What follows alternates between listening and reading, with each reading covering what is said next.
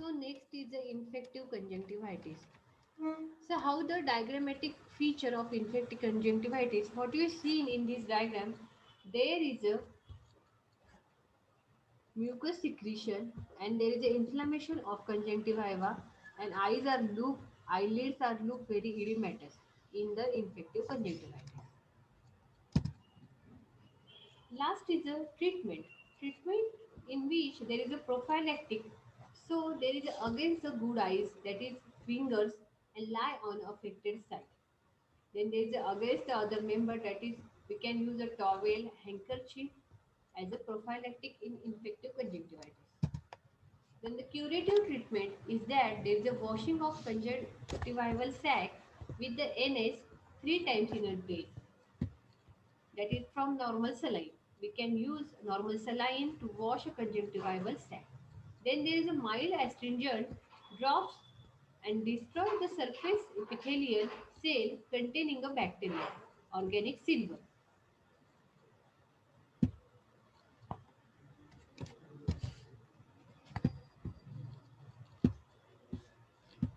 Then there is a chemotherapeutic agent, that is the sulfacetamide 20% drop we can use in this with the antibiotics. If cornea is involved, there is a ulceration and atropine sulfate 1% drop. No pad should be used because warmth aggravation and steroids are contraindicated. So this is a mainly a allopathic treatment in infective conjunctivitis.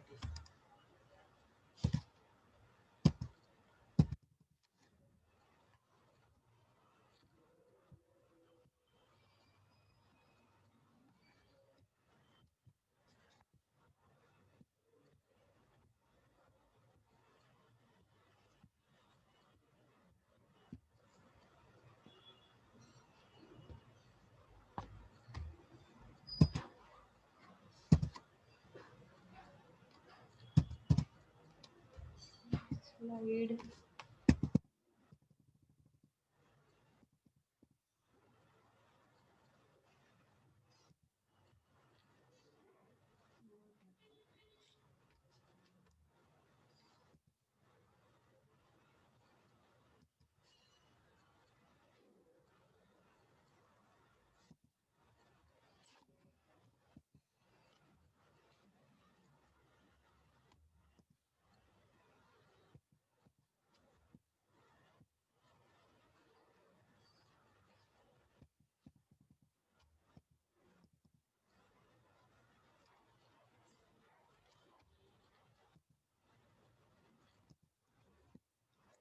What happened?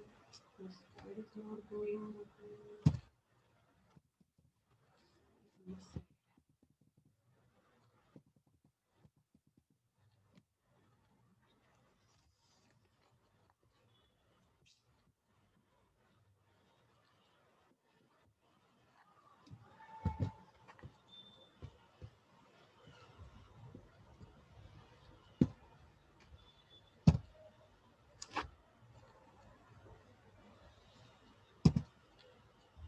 What happened?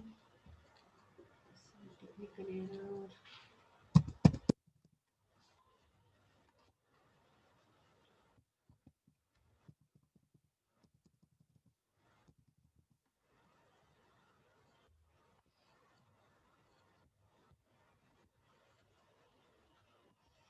Sorry, student, there is some technical error. I can solve it. Just a minute.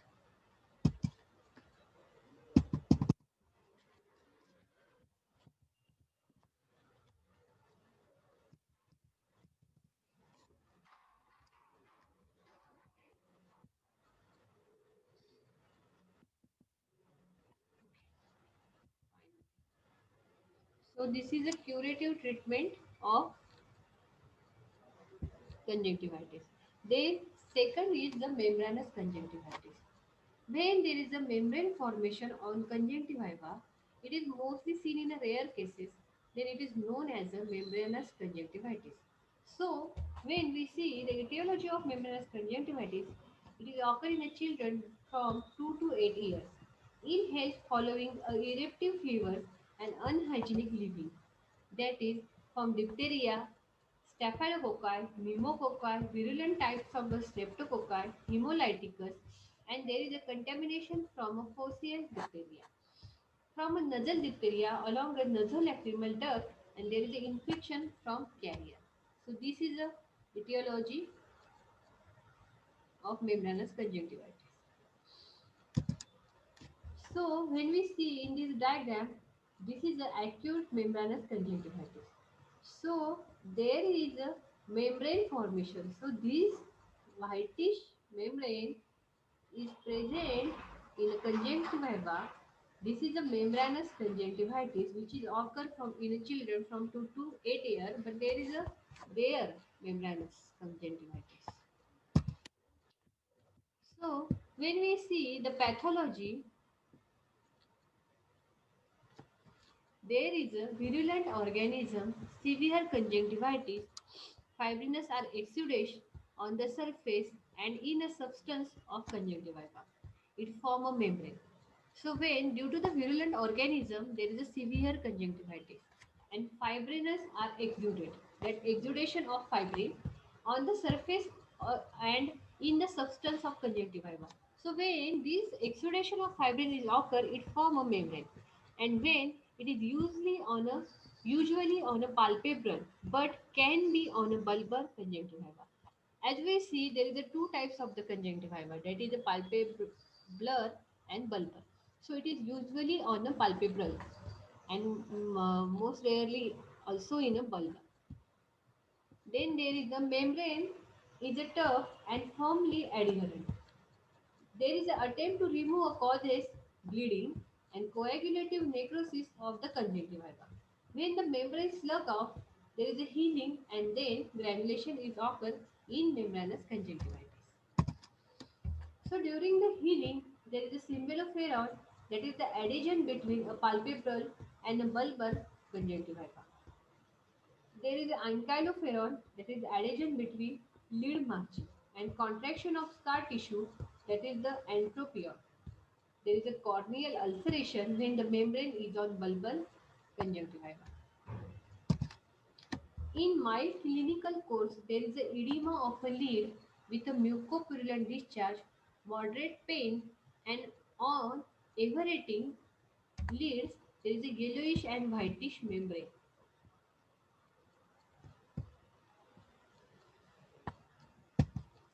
So, in a severe cases, there is a stage of first is there is a stage of infiltration, which is last from 5 to 10 days, in which eyes are red, hot, and swollen, hard like a bowl, difficult to open the eye, severe pain, there is a scanty discharge, stiff grayish yellow membrane, preauricular gland swellens are seen in this stage when there is a infiltration.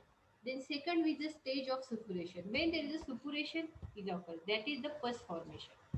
When there is a pain in lace, lids become a soft and membrane is slug of red and raw granulation and discharges is copious.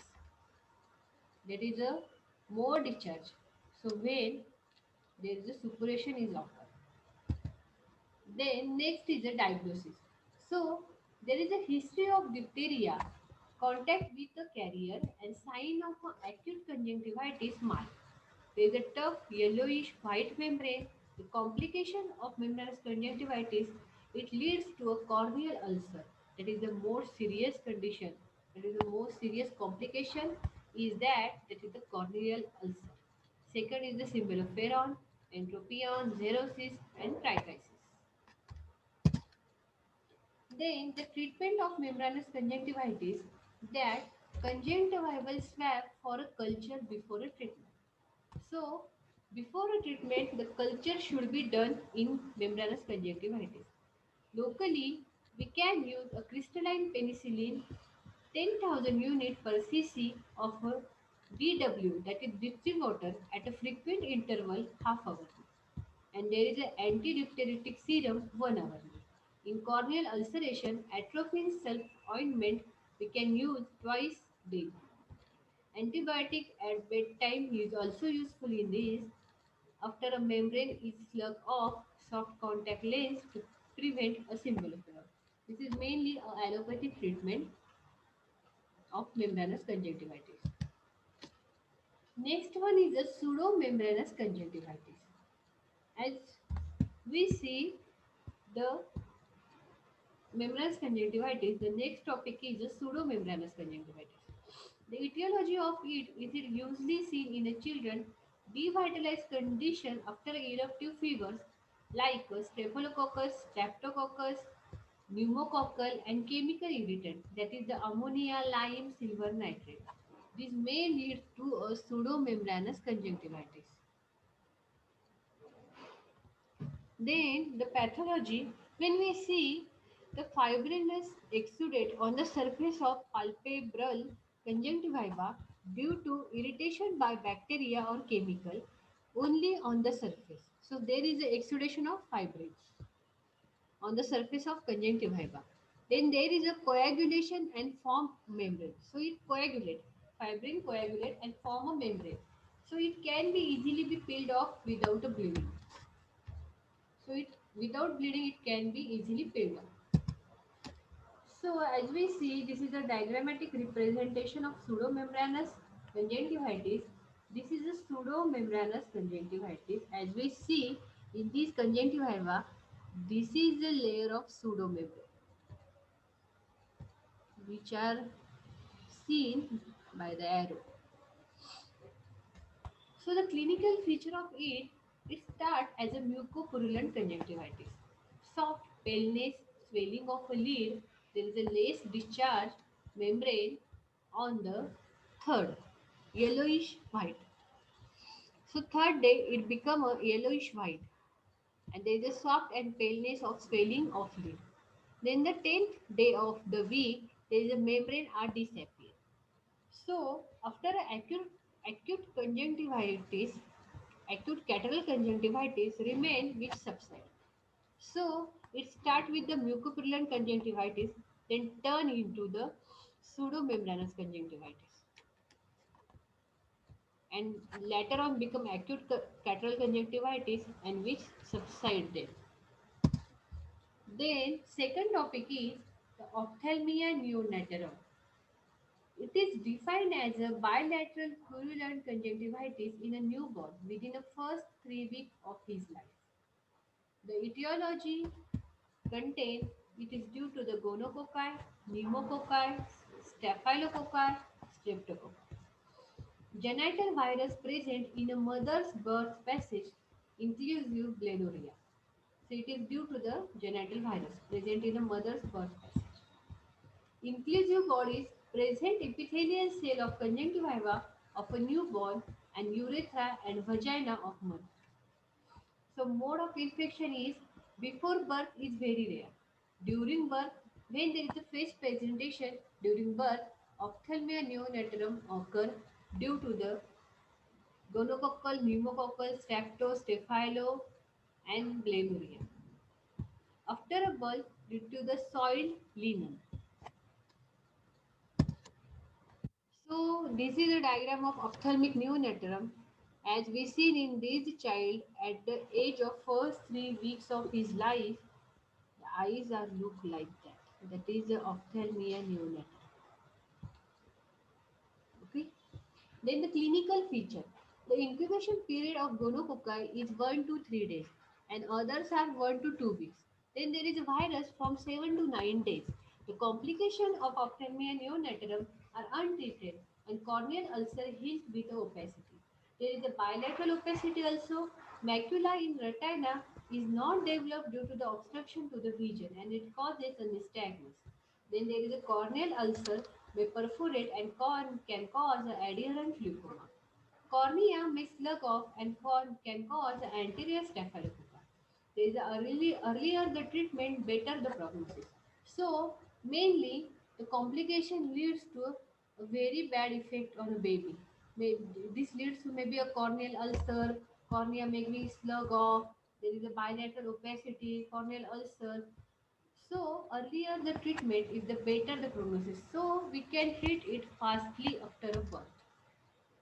It is very essential to treat earlier. Then the treatment in this a prophylactic is that ANC and examination of mother for infection. First one is that. So then when there is a ANC and examination of mother done during the ANC checkup, then we can easily rule out the ophthalmoneonatal. First, 1% silver nitrate drop into the eyes immediately after birth. So when there is a birth of a baby and we see the baby with the ophthalmia neonatalum, we drop out 1% silver nitrate into his eyes. Now, a crystalline penicillin 10,000 unit per cc in distributed, that is DW. And curative is penicillin drops. So, for curative treatment, we can use a penicillin drops and washing with a normal saline, that is NS. So, it is mainly a allopathic treatment of ophthalmia neonate. Then, next is the angular conjunctivitis.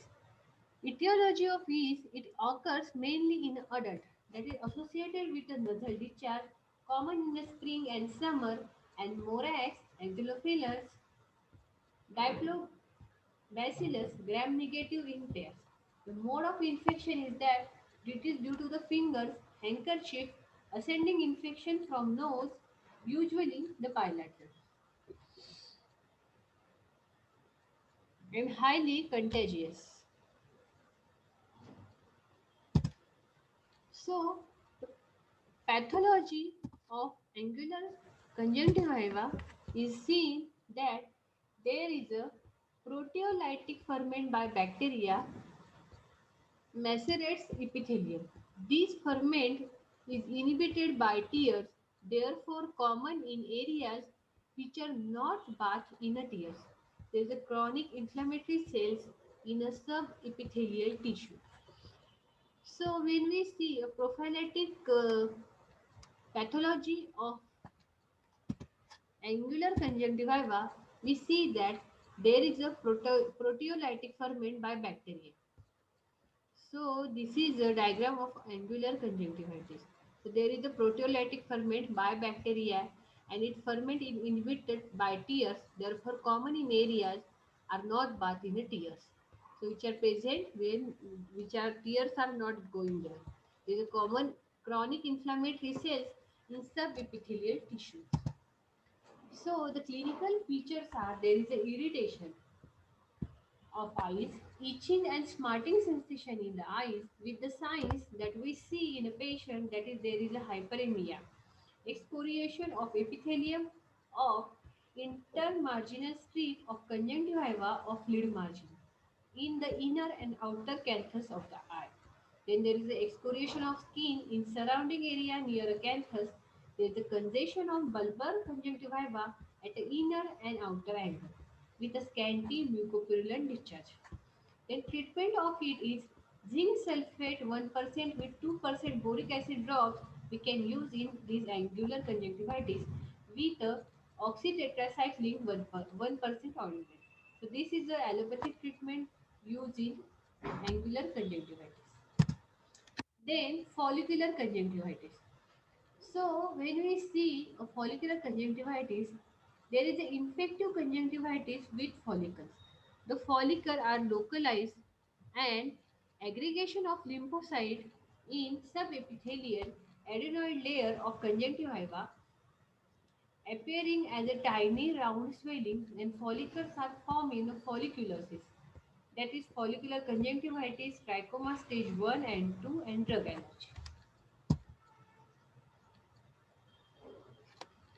So when we see in the follicular conjunctivitis is there is a folliculosis. So in the folliculosis there is a discrete follicles in lower fornix with a no sign of inflammation or discharge. So there is a no inflammation and no sign of discharge. Chronic but without sequelae. It is mostly chronic in nature, but there is a no sequelae. Etiology of it is children with rare above the 20 years, then unhygienic condition is also leads to this, then hypermetropia associated with enlarged tonsils and adenoids. So these are the etiology of follicular conjunctivitis. Then clinical feature of this is that there is a no symptoms detected during a routine exam and signs that follicles in parallel grows in conjunctiva of lower fornix. There is a no follicles in bulbar conjunctiva and with conjunctiva between the follicles is normal. Treatment is that firstly we improve a general health of the patient, then remove tonsils and adenoids. There is no local treatment is required, that is the zinc sulfate 1% eye drops. So removal of tonsil adenoid is mostly useful in a allopathic treatment. In homeopathy, there is a no need to remove it. We can treat the follicular conjunctivitis by using a homeopathic medicine. So this is a follicular conjunctivitis. That how we can see how the follicles are present in a palpebral and bulbar conjunctiva. So this is a follicular conjunctivitis. Okay. So now our lecture is stop here, and in today's lecture we see the remaining homeopathic therapeutics of ophthalmology and the types of conjunctivitis: follicular conjunctivitis, acute conjunctivitis, mucopurulent conjunctivitis, angular conjunctivitis, and other conjunctivitis. So, from tomorrow lecture, we can start with our lecture with the acute follicular conjunctivitis. So, till that, good day, student. Bye bye. Thank you, everyone, to attend my lecture. Thank you.